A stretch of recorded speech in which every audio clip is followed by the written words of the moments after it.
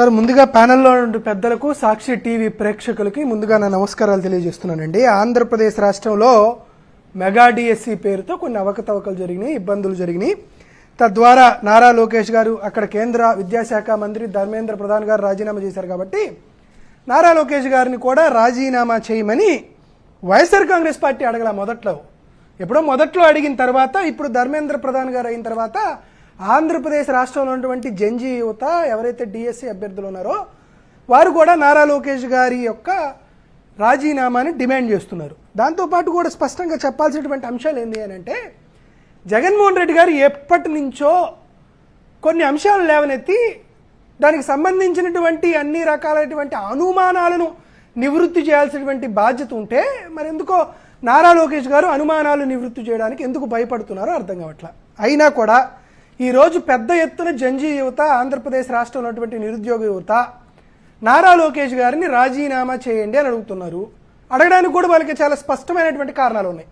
ఈరోజు నారా లోకేష్ గారు తన చంద్రబాబు నాయుడు గారికి వారసత్వంగా వచ్చినటువంటి కొన్ని రకాలైనటువంటి అంశాలను తన మీదకు పడకుండా ఉండాలంటే కొన్ని వాటిల్లో ఆయన సమాధానం చెప్పి తీరాల్సిందే. కాబట్టి నారా లోకేష్ గారికి కాస్త నేను సహాయపడుతున్నానో లేదో, కాకపోతే ఒకవేళ నారా లోకేష్ గారికి కొమ్మినేని గారి షో అంటే బాగా ఇష్టం కాబట్టి రోజు చూస్తాడు కాబట్టి ఉదయాన్నే లోకేష్ గారు వీటికి సమాధానం చెబితే మీరు రాజీనామా అనేటువంటి అంశం నుంచి తప్పించుకునేటువంటి అవకాశం ఉంది.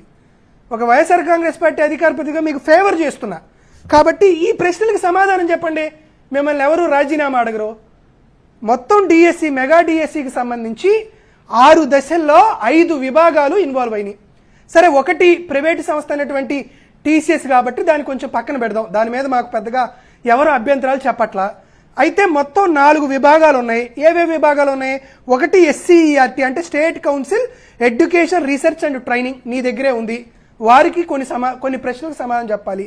2 స్కూల్ ఎడ్యుకేషన్ ఐటీ సెల్లు, అది మీ దగ్గరే ఉంది, వారు సమాధానం చెప్పాలి. 3 APCFS, AP centre for financial system and services. 5వది వచ్చి డిఓ ఆఫీసు. అవన్నీ ఆ 4 విభాగాలు మీ దగ్గరే ఉన్నాయి. ఏం జరుగుతుంది? ఎస్సీఈఆర్టీ క్వశ్చన్ పేపర్ రెడీ చేస్తుంది, క్వశ్చన్ పేపర్ని సర్వర్లోకి అప్లోడ్ చేస్తుంది. ఆ సర్వర్లో అప్లోడ్ చేసినటువంటి క్వశ్చన్ పేపర్ని టీసీఎస్ తీసుకుంటుంది. టీసీఎస్ తీసుకొని క్వశ్చన్ ఎగ్జామ్ కండక్ట్ చేసి వచ్చిన మార్కుల్ని మళ్ళీ ఏపీసీఎఫ్ఎస్ఎస్ఎస్కి ఇస్తుంది. ఏపీసీఎఫ్ఎస్ఎస్ వాళ్ళు డిఓ ఆఫీస్కి వచ్చి డిస్ట్రిక్ట్ వైజ్గా ఎవరెవరికి ఎన్నెన్ని మార్కులు వచ్చినాయో ఒక జనరల్ లిస్ట్ ఇస్తుంది. ఇది ప్రక్రియ. మేమేం అడుగుతున్నాం? క్వశ్చన్ పేపర్ తయారు చేసింది ఎస్సీఈఆర్టీ అంటే state council education research and training. వారు క్వశ్చన్ పేపర్ తయారు చేశారు, క్వశ్చన్ పేపర్ని డిజిటలైజేషన్ చేశారు, దాన్ని సెంట్రల్ సర్వర్లోకి అప్లోడింగ్ చేశారు. ఇది ఎస్సీఈఆర్టీ చేసింది కదా. ఈ ఎస్సీఈఆర్టీలో ఈ సర్వర్లో క్వశ్చన్ పేపర్ అప్లోడ్ చేసినటువంటి సిబ్బంది ఎవరు? ఇది అడిగిన ఫస్ట్ ప్రశ్న. ఈ సిబ్బంది యొక్క యాక్సెస్ ప్రివిలేజ్ లాక్స్ ఏంటి? ఈ సర్వర్ లాక్స్ ఏంటి? ఎవరెవరు అప్లోడ్ చేశారు, ఎవరెవరు యాక్సెస్ చేశారు అని అడుగుతున్నాం. ఎందుకు అడుగుతున్నాం? ఈ ఎస్సీఈఆర్టీలో పనిచేసినటువంటి ఒక అవుట్ సోర్సింగ్ అభ్యర్థి రాష్ట్రంలో ఫస్ట్ ప్లేస్ వచ్చింది పాపం అబ్బాయికి. మేము అడుగుతున్నటువంటి ప్రశ్న ఏంది? జంజీ యువత క్వశ్చన్ పేపర్ తయారు చేసి క్వశ్చన్ పేపర్ని అప్లోడ్ చేసి క్వశ్చన్ పేపర్ని టీసీఎస్కి అప్లోడ్ చేసినటువంటి ఎస్సీఈఆర్టీ సిబ్బంది క్వశ్చన్ పేపర్ని లాగిన్ చేశారా, క్వశ్చన్ పేపర్ని చూశాడా, అతనికి ఫస్ట్ ర్యాంక్ ఎట్టొచ్చిందని అడిగాం. ఈ సర్వర్ లాక్స్ ఇచ్చేస్తే ఈ యాక్సెస్ ప్రివిలేజ్ లాక్స్ నాగార్జున యాదవ్ కాకుండా బయటికి ఆ తమ్లీమా ఇస్లామా అని ఎవరో ఐఏఎస్ ఆఫీసర్ ఉన్నారు, వారి ద్వారా మీరు అప్లోడ్ చేపిస్తే మాకు చూపిస్తే మీరు రాజీనామా చేయాల్సిన అవసరం లేదు కదా. మరి ఎందుకు భయపడుతున్నారు? సరే, తరువాత స్కూల్ ఎడ్యుకేషన్ ఐటీ సెల్లోళ్ళు క్వశ్చన్ అందరి దగ్గర మీరు అప్లికేషన్ తీసుకున్నారు. నాగార్జున యాదవ్ రాస్తున్నారు, కొమ్మినేని రాజు రాస్తున్నారు, పురుషోత్తం రెడ్డి గారు రాస్తున్నారు. మా అందరి చేత మీరు అప్లికేషన్ తీసుకుని మా చేత ఫీజు కట్టించుకున్నారు కదా.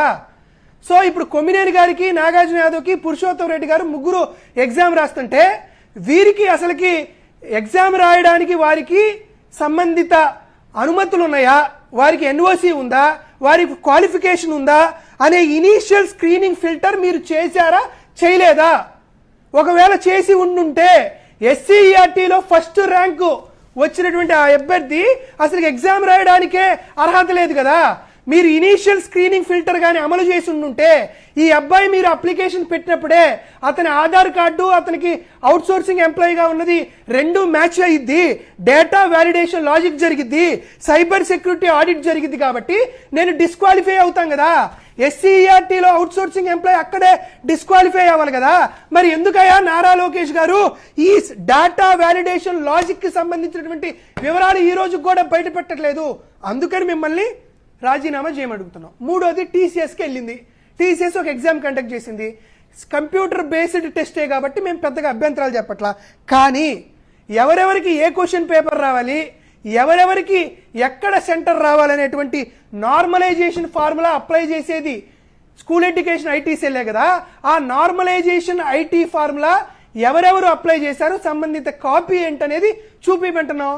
నువ్వు చూపిలేకపోదు కాబట్టి మిమ్మల్ని రాజీనామా చేయాలనుకుంటున్నాం. దాంతోపాటు ఇంకొక ఇంపార్టెంట్ సార్, టీసీఎస్ ఒక ఎగ్జామ్ పెట్టిన తర్వాత ఎగ్జామ్ యొక్క ఫలితాలు అంటే కొమ్మినేని గారికి వచ్చినటువంటి ఎగ్జామ్ ఫలితం, పురుషోత్తం గారికి వచ్చినటువంటి మార్కులు, నాగార్జున యాదవ్కి వచ్చినటువంటి మార్కుల్ని తిరిగి ఏపీసీఎఫ్ఎస్ఎస్ఎస్ కి పంపించింది. అయ్యా వీళ్ళకి ఇన్ని మార్కులు వచ్చినాయి, వాళ్ళ టెట్ వెయిటేజ్ డిఎస్సి మార్కులు కలిపి మీరు ఫైనల్ రిజల్ట్స్ చేసుకోండి అని ఇస్తారు. అయితే టీసీఎస్ దగ్గర నుంచి వచ్చినటువంటి మార్కుల జాబితా ఆంధ్రప్రదేశ్ రాష్ట్ర ప్రభుత్వానికి వచ్చిన తర్వాత ఎటువంటి మార్పులు మాడిఫికేషన్స్, ఒకరి మార్కులకు తక్కువ ఒకరి మార్కులకు ఎక్కువ వెయ్యలేదు అని నిరూపించడానికి హ్యాష్ కీ వ్యాలిడేషన్ అని ఒక ప్రక్రియ జరిగింది. అంటే ఎక్కడ మేము మార్కులు మార్చలేదు అని ఆ హ్యాష్ కీ వ్యాలిడేషన్ అనేటువంటి సర్టిఫికెట్ ని, ఆ ప్రాసెస్ ని ఒక్కసారి మా అందరికీ చూపించాయా అని అడుగుతున్నాం నారా లోకేష్ గారిని. కానీ ఇంతవరకు చూపించట్లా.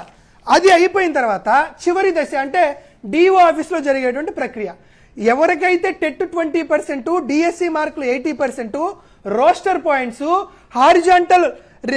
హారిజాంటల్ రిజర్వేషన్స్ అన్ని కలిపి ఒక పబ్లిక్ పీడిఎఫ్ గా పెట్టి అందరి మార్కులు ఒక జనరల్ మెరిట్ లిస్టు ఒకటి రిజిస్టర్ చేయాలి.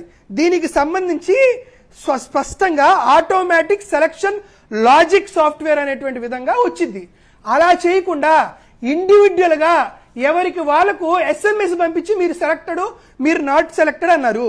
ఇలా ఆటోమేటిక్ మెసేజ్ రాకుండా ఇండివిడ్యువల్ మెసేజ్ రానియడానికి అడ్మిన్ ఐడి ఎవరు లాగిన్ అయ్యారు, ఎవరెవరికి ఎవరు మెసేజ్ చేశారు అనేటువంటి సిస్టమ్ చేంజ్ ఐడి ఎవరిది అని ప్రశ్న అడుగుతున్నాం. స్పష్టంగా అడుగుతున్నాం. ఎక్కడ తప్పుడు మాటలు మాట్లాడట్లా. ఒక్కొక్క సమస్యకి ఒక్కొక్క ప్రశ్న, ప్రతి ప్రశ్నకి మీరు ఇచ్చేటువంటి సమాధానం ఏదని అడుగుతుంటే నారా లోకేష్ గారు సమాధానం చెప్పరు. ఈ సమాధానం మమ్మల్ని ఏమడుగుతున్నారు, గొడ్డల పార్టీ అంటున్నారు. మేము అడిగితే ఏమంటున్నారు, ఇది బూతులు తిడుతున్నారు అంటున్నారు. మేము అడిగితే ఏమంటున్నారు, సమాధానాలు కేసుల రూపంలో, అరెస్టు రూపంలో, రిమాండ్ రూపంలో రాకూడదు నారా లోకేష్ గారు.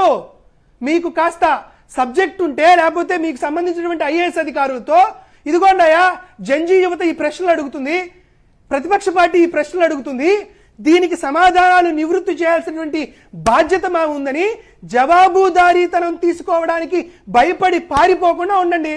లేకపోతే రాజీనామా చేసి సిబిఐకి ఇవ్వండి. సిబిఐలు ఈ ప్రశ్నలకు సమాధానం చెప్తారు. మీ డిపార్ట్మెంట్ లో ఉన్నటువంటి 5 విభాగాలకు సంబంధించి టెక్నికల్ గా ఇక్కడ ఎటువంటి లీకేజ్ జరగలేదని, ఎటువంటి అవకతవకలు జరగలేదని, ఎవరైతే కష్టపడి ఎగ్జామ్ రాసినటువంటి వారందరికీ మేము న్యాయబద్ధమైనటువంటి పరీక్షల నిర్వహణ వేదిక మేము అందించామని చెప్పుకోలేనటువంటి దౌర్భాగ్య పరిస్థితుల్లో నారా లోకేష్ గారు ఉన్నప్పుడు రాజీనామా చేసి పక్కనుంటే జరిగింది తప్ప ఒప్ప అని సిబిఐ తేల్చింది కదా. దీనికి సమాధానం చెప్పకుండా భయపడి పారిపోతున్నారో దేవుడికే ఎరుక. మీరు స్పోర్ట్స్ కోటా ఇష్యూ కూడా ఉంది కదా, ఆ ఇష్యూ మీద కూడా ఆన్సర్ చేసినట్టు లేరు కదా సార్. అసలు స్పోర్ట్స్ కేటగిరీ అయితే ఇక మరీ హంబక్ సార్. 461 మంది సంబంధించినటువంటి ఉద్యోగాల విషయంలో ఎవరికైనా ఎగ్జామ్ ఎవరికైనా టీచర్ పోస్ట్ రావాలంటే టెట్ అనేది రాయాలి, టీచర్ ఎలిజిబిలిటీ టెస్ట్ అని రాయాలి. దీనికి సంబంధించి చంద్రబాబు నాయుడు గారే 2012లో జీవో నెంబర్ 42, 43 ఏదో ఒక జీవో నెంబర్ రిలీజ్ చేశాడు. ఎవరైతే ఈ మెగా డిఎస్సి రాగానే జీవో నెంబర్ 7 ఒకటి రిలీజ్ చేసి అసలు నువ్వు ఏ ఎగ్జామ్ రాయకుండానే, నీకు టెట్ అని ఎలిజిబిలిటీ లేకుండానే మీరు డైరెక్ట్ గా స్పోర్ట్స్ కేటగిరీలో రిక్రూట్ చేసుకోవచ్చు అని చెప్పారు. దానికి సంబంధించి 2 జీవోలు రిలీజ్ చేశారు. ఈ ప్రక్రియ పూర్తయిన తర్వాత మళ్ళీ పాత జీవో లాగే అంటే ఎవరో ఒకరు టెట్ రాయాలని తర్వాత చేశారు. అంటే తనకు కావాల్సినటువంటి దొంగలకి తలుపు తీసి దొంగల లోపలికి వెళ్ళి బ్యాంకు అంతా దోచుడి చేసుకుని బయటకు వెళ్ళిన తర్వాత మళ్ళా తలుపేసి లాక్ వేసినటువంటి వైనం కనపడుతుంది. ఇలా మేమేం అడుగుతున్నామంటే సార్, డిఎస్సి మెగా డిఎస్సిలో ఉద్యోగాలు తెచ్చుకున్నటువంటి ఉద్యోగస్తుల్ని, అక్కడ ఉన్నటువంటి టీచర్లు మేము అనుమానించట్లా, వారి యొక్క మంచితనాన్ని, వారికి ఉన్నటువంటి నిజాయితీని మేము శంకించట్లా. కానీ ఈ ముసుగులో చంద్రబాబు నాయుడు అండ్ కోచ్ చేసినటువంటి అవకతవకల్ని, అంటే ఎవరైతే అనర్హులకి ఎక్కడెక్కడైతే వారికి కావాల్సినటువంటి ఎవరిని తీసుకొచ్చారో వారిని మాత్రమే మేము వెతుకుతున్నాం, కానీ మేము అందరినీ ఆపాదించట్లా. కాబట్టి దీనికి సంబంధించిన వివరాలు మీరు ప్రజాబాహ్యంలోకి తీసుకొస్తే, నిజానికి డిఎస్సిలో ఎటువంటి అవకతవకలు జరగకపోతే యువత సంతోషిస్తుంది, వైఎస్ఆర్ కాంగ్రెస్ పార్టీ సంకోచిస్తుంది. అయితే ఇక్కడ పాయింట్ చెప్పండి, మేము సంతోషిస్తాం ఎటువంటి అవకతవకలు జరగ. నాగార్జున మిత్రమా, మీరు గొడ్డల్లాంటి ప్రశ్నలు వేశారు కాబట్టి వాళ్ళ కోపం రావడం సహజమే. కానీ ఇప్పుడు ఈ ప్రశ్నలకి వాళ్ళు సమాధానం ఇచ్చే పరిస్థితిలో ఉన్నారా లేరా? మీ ఆందోళనలు సఫలమవుతాయా? కాక్రోచెస్ పెద్ద ఎత్తున ఉద్యమించే అవకాశం ఆంధ్రప్రదేశ్లో ఉంటుందా ఉండదా? సంక్షిప్తంగా చెప్పండి సార్. మనకి రెండు ఏపీ అంటే రెండే జరుగుతుంది సార్. ఒకటి A for attack, P for policing. ఈ ప్రశ్నలకు సమాధానం ఎఫ్ఐఆర్ కాపీ, ఈ ప్రశ్నలకు సమాధానం రిమాండ్ రిపోర్టు, ఈ ప్రశ్నలకు సమాధానం మన మీద నెంబర్ ఆఫ్ కేసెస్ పెట్టడం, ఇంతే సమాధానాలు. లాఠీ లూటీ పాలసీ ఇక్కడ జరుగుతుంది. కానీ ఒక ప్రజాస్వామ్యాన్ని పరిరక్షించాలనే ఉద్దేశంతో రాజకీయాల్లోకి వచ్చాం కాబట్టి, ఒక బాధ్యతాయుతమైన ప్రతిపక్ష పార్టీలో ఉన్నాం కాబట్టి, గతంలో 5 ఏళ్ల పాటు అధికారంలో మేము ఉన్నాం కాబట్టి, ఇటువంటి వైఖరిని ప్రశ్నించడానికి మేము వెనుకడుగు వేసేటువంటి ప్రసక్తి ఉన్నది. కాబట్టి ఎన్ని రకాలైనటువంటి సమాధానాలున్నా మేము ముందుకే వస్తున్నాం. నీట్ అనేటువంటి అంశం రాకముందు నుంచే డిఎస్సిని మేము ముందుకు తీసుకొచ్చేటువంటి కార్యక్రమం జరుగుతుంది. కాబట్టి వారు సమాధానాలు చెప్పినా చెప్పకపోయినా ఖచ్చితంగా ప్రజల తరపున, యువత తరపున ప్రశ్నించడానికి వైఎస్ఆర్ కాంగ్రెస్ పార్టీ ఎప్పుడు ముందుంటుంది.